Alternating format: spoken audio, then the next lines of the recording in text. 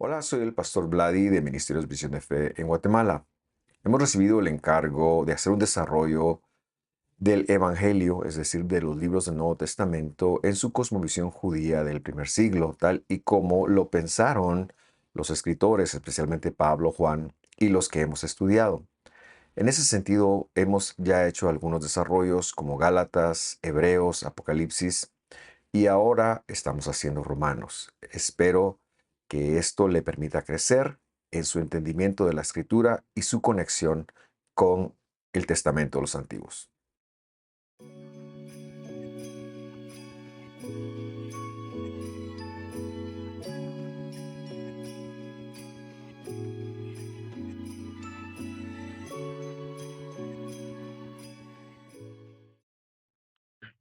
Me da muchísima alegría, como siempre, darle la bienvenida a los estudios de Romanos, esa bella carta que Pablo escribió a esa congregación que después va a ser bastante controversial y a lo largo de la historia pues toma ciertas precedentes que no tengo por qué decirle. Usted lo sabe.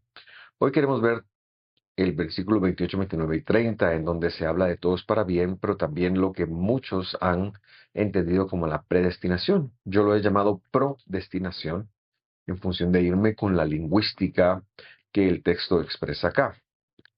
Pero antes de empezar, quiero repasar la semana pasada, como es mi costumbre, de cuando vimos el tema de la intercesión del Espíritu, lo cual decíamos era la mente de Dios en nosotros impulsándonos a vivir dentro de los mandamientos de Dios, y que esto nos llevaba a proceder correctamente a regularizarnos con Dios, lo que se entiende como oración, y que a la vez es la cosmovisión divina de cómo Él nos ve y nos percibe a nosotros. Él no nos ve ya como los pecadores, sino nos ve de acuerdo a la obra que ha realizado en nosotros. Hemos sido intencionalmente despacio en estos versículos por todo el material que ellos cubren. Hoy no será la excepción.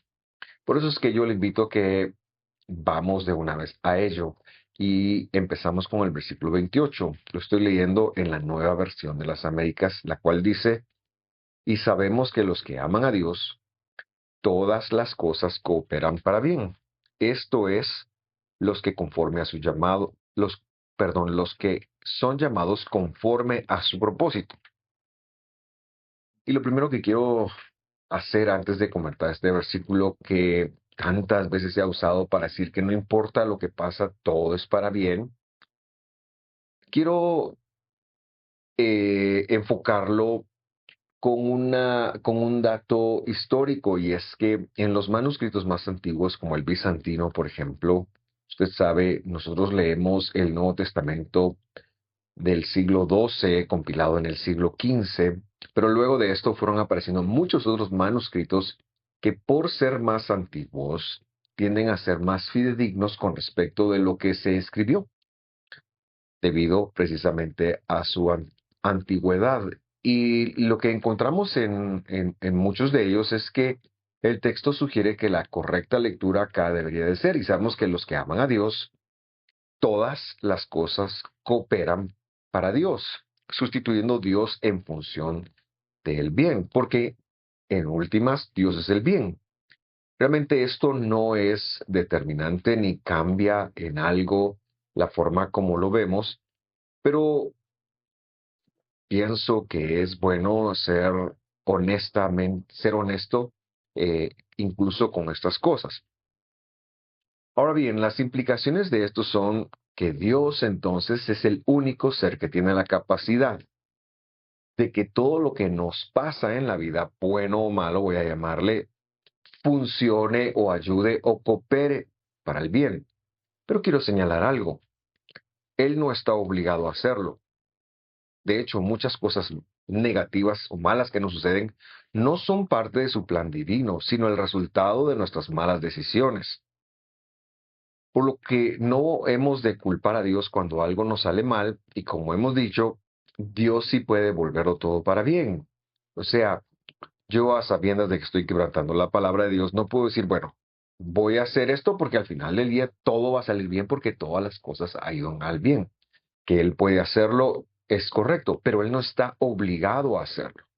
No, nosotros estamos obligados a vivir dentro de su palabra, dentro del protocolo de sus mandamientos. Y claro, en ese sentido, todas las cosas nos llevan al bien y el bien es Dios. Como Jesús mismo lo enseñó en Mateo capítulo 16, versículo 16, en donde dice, y un hombre se acercó a Jesús y le dijo, Maestro, ¿qué cosa buena haré para obtener la vida eterna? Versículo 17. Jesús le respondió, ¿por qué me preguntas acerca de lo que es bueno? Uno es bueno, y él se estaba refiriendo a Dios. Pero si deseas entrar en la vida, guarda los mandamientos. Solo corrijo, me equivoqué, no es Mateo 16, es Mateo 19, lo leí mal. Lo que quiero entonces afirmar de esta escritura es que el bueno es Dios. Y en ese sentido, el bien es Dios. No es que todo va a salir bien como quisiéramos, porque muchas veces no sale bien, pero cuando todo nos conduce a Dios, entonces todo es para bien.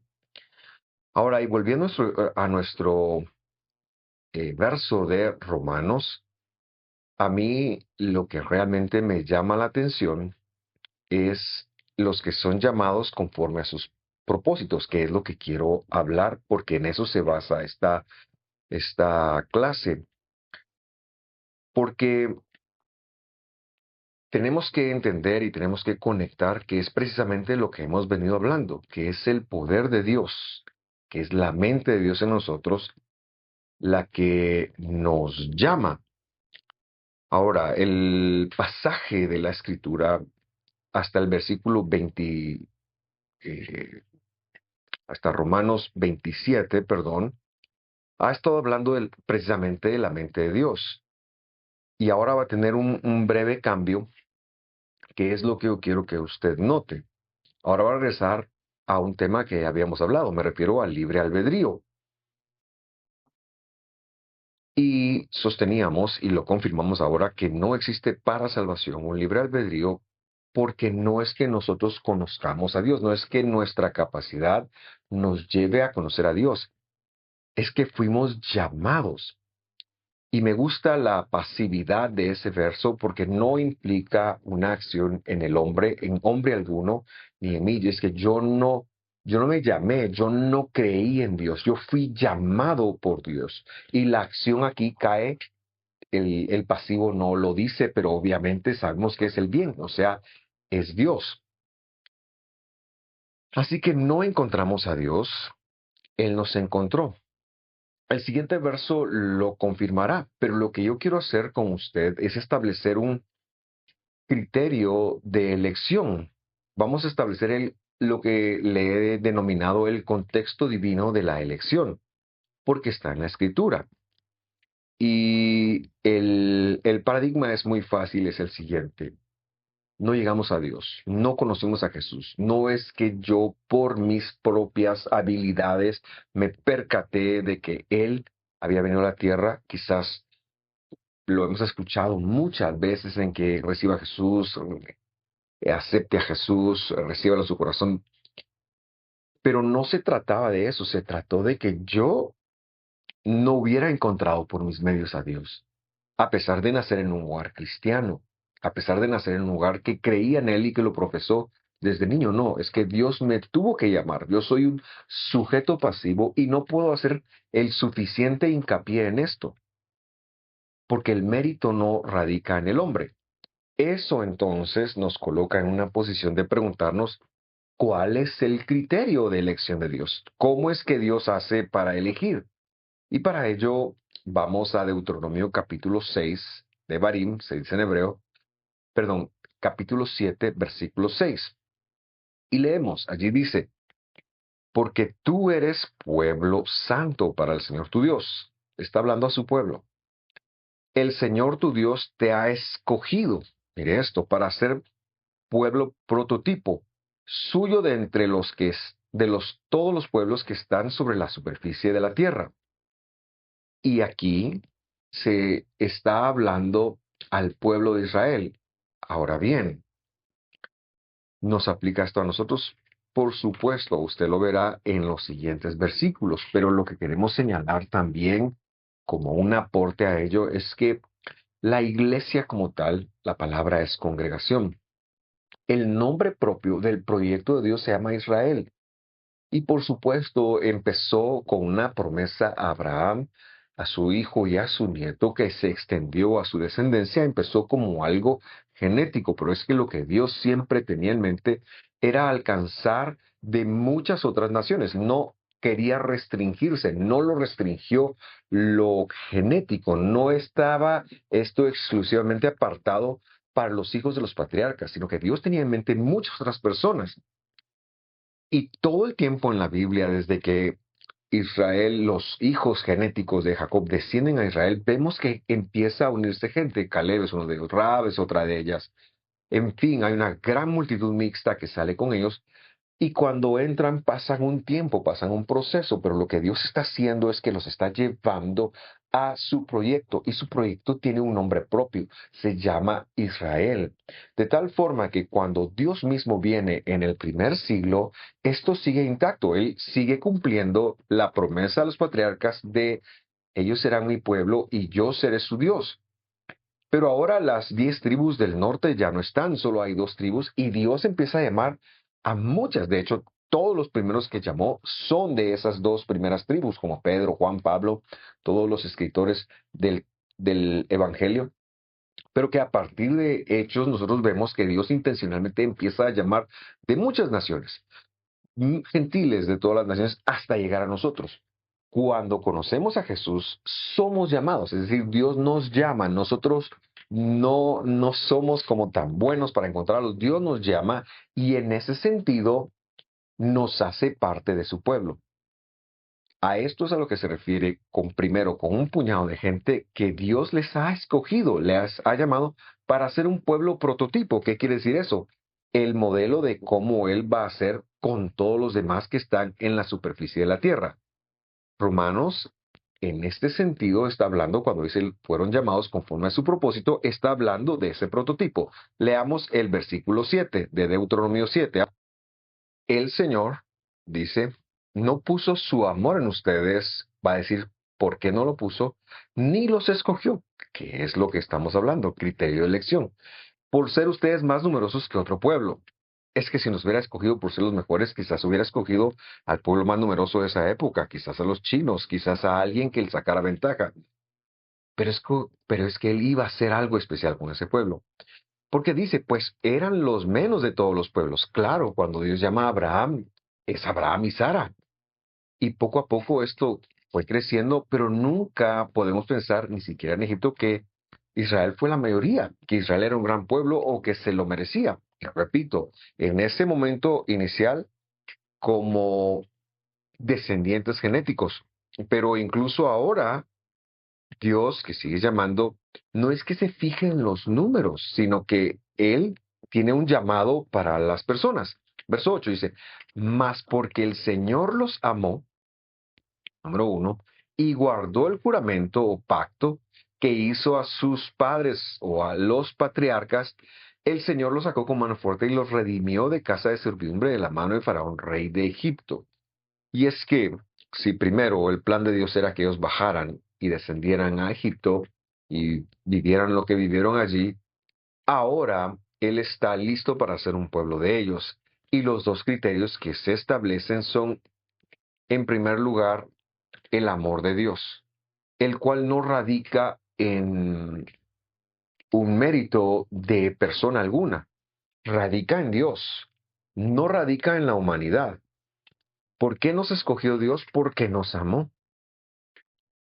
Y esto ya hubiera sido razón suficiente, pero en segundo lugar, porque fue fiel a la palabra, a la promesa o al pacto que él había entregado a los patriarcas. ¿De qué? De que él iba a levantar un grupo de personas, empezando con sus herederos, con sus hijos genéticos, que por la fidelidad de Dios serían llamados, pero que esto se iba a extender a muchos o a cualquiera de las naciones de la tierra para ser parte de este proyecto divino.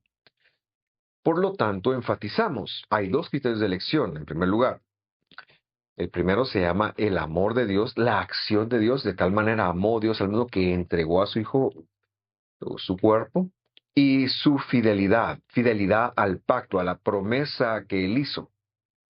No hay mérito en ello y no hay participación humana. Fuimos elegidos de una forma pasiva.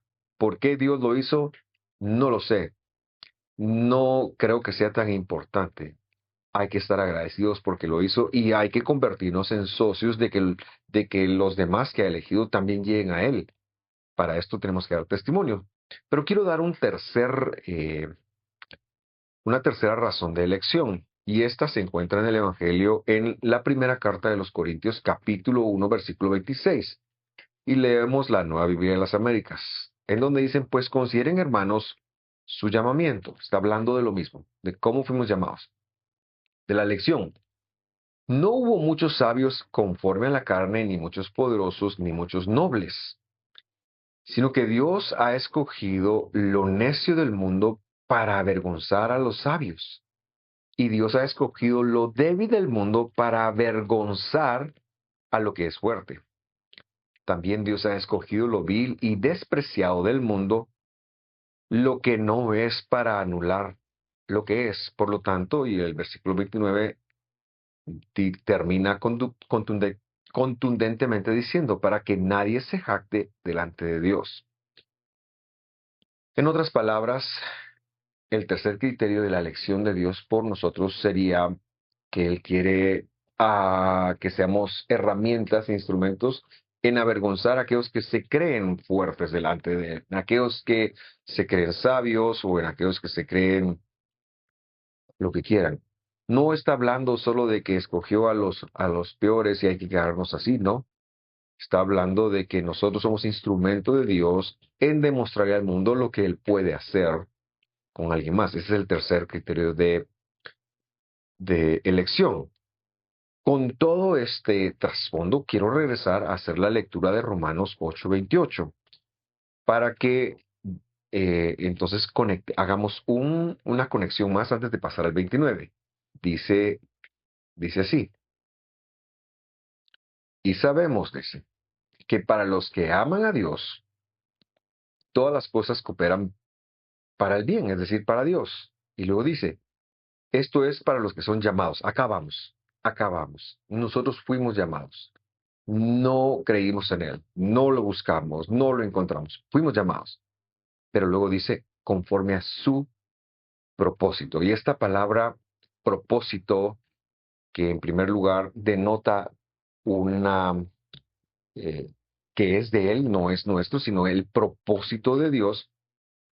Pero esta palabra es una palabra compuesta que tiene la preposición pro, y pro quiere decir hacia adelante. Por ejemplo, prosigamos, ¿verdad? Vamos a hacer una recaudación vamos a hacer pro fondos, es decir, es para algo que está en el futuro. Por eso es que somos llamados pasados conforme a su propósito, y su propósito es la vida eterna. Su propósito es en el horizonte,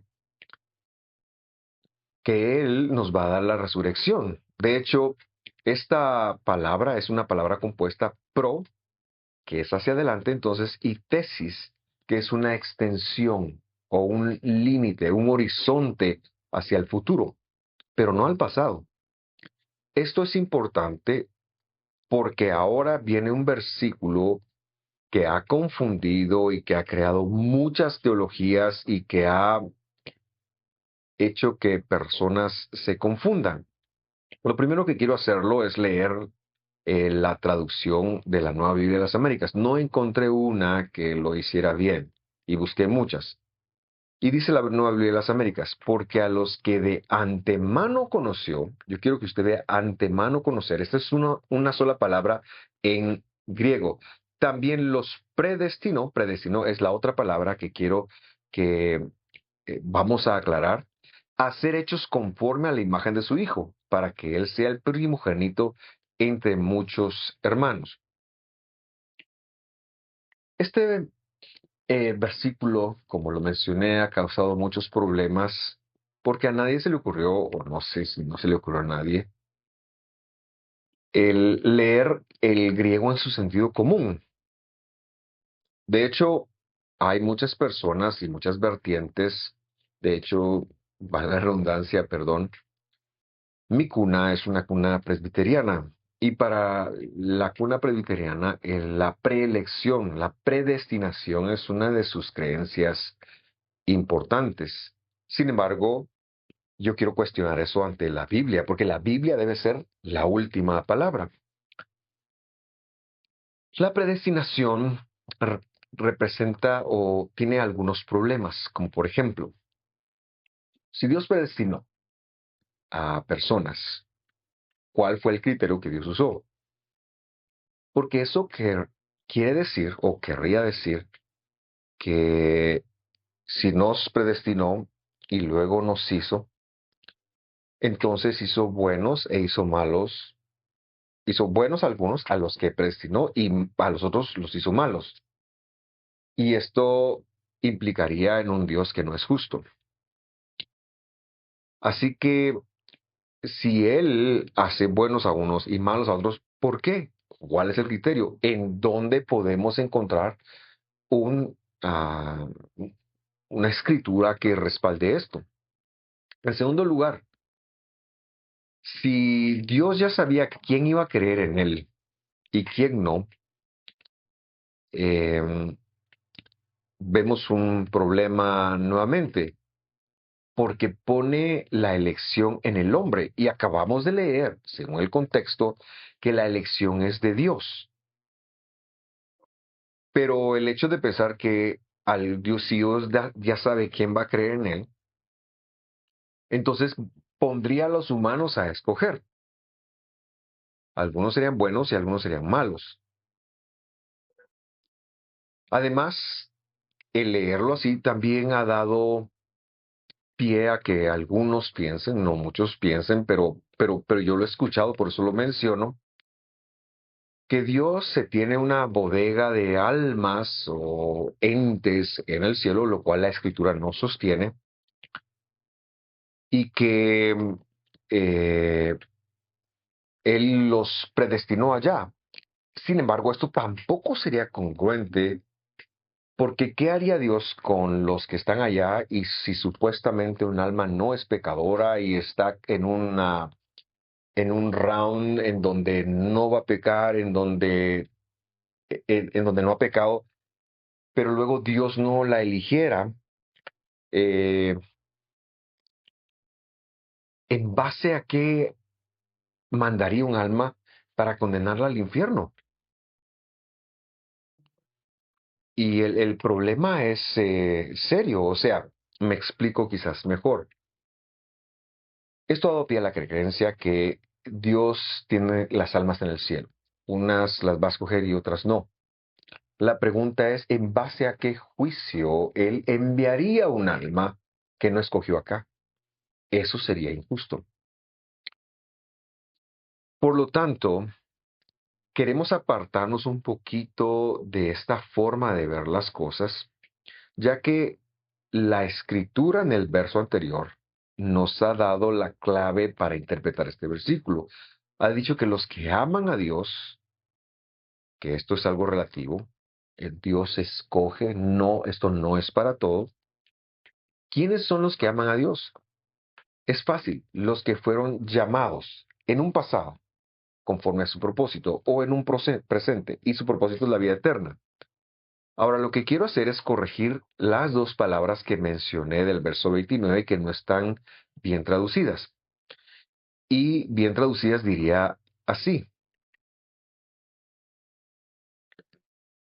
porque a los que de a los que hacia adelante conoció, también los predestinó a ser hechos conforme a la imagen de su Hijo para que Él sea el primogénito entre muchos hermanos. Y aquí lo que queremos entender es que la preposición pro es hacia. Es la traducción de la preposición lamed del hebreo, ¿va? La Hashem, para el Señor, que implica un avance hacia el futuro. De hecho, la Septuaginta, cuando tradujo esta preposición, siempre la tradujo con el pro. Aquí Pablo no está pensando a los que escogió de antemano, como lo han traducido. Aquí está pensando en que los que escoge para adelante, o sea, cuando él escoge, en el momento que eso se dé, en el momento de la elección, para adelante, ¿verdad? Él los conoce, los llama. Y luego también les da un destino hacia adelante. ¿Cuál es el destino? El destino es su propósito.